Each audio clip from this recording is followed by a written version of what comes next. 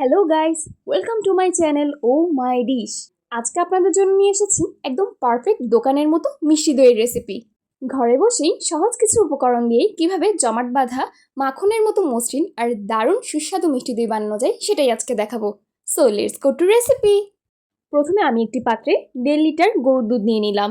আপনারা গরুর দুধ না পেলে প্যাকেটজাত ফুল ক্রিম দুধও ইউজ করতে পারেন। দইয়ের স্বাদ বাড়াতে 50 গ্রাম শুকনো দুধ ও 300 গ্রাম চিনি অ্যাড করে দিলাম।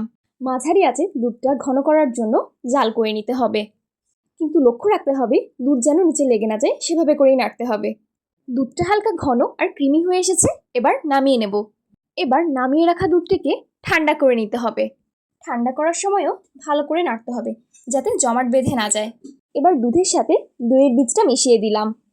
দুধের সাথে দইয়ের বীজটাকে ভালো করে মিক্স করে নিতে হবে।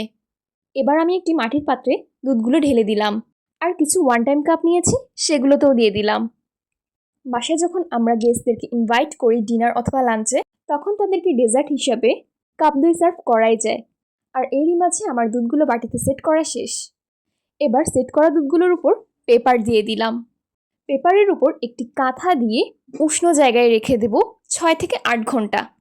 6 থেকে 8 ঘন্টা পর আমি কাঁথা আর পেপারটা উঠিয়ে নিলাম, আর আপনারা দেখতেই পাচ্ছেন আমাদের মিষ্টি দই পারফেক্টলি হয়ে গেছে। মাশাআল্লাহ, কি সুন্দর জমাট বাঁধা আর মাখনের মতো মসৃণ হয়েছে, তা আপনাদেরকে বাটিতে তুলে দেখিয়েই দিলাম। দেখুন, বাটি উল্টে দেখিয়ে দিলাম, তাও পড়ছে না। দেখলেন তো, একদম বানিয়ে ফেললাম দোকানের মতো পারফেক্ট মিষ্টি দই। ঘরে থাকা মাত্র কয়েকটি উপকরণ দিয়ে আপনারাও বানিয়ে অবশ্যই জানাবেন মিষ্টি দই কেমন হয়েছে। আল্লাহ হাফেজ।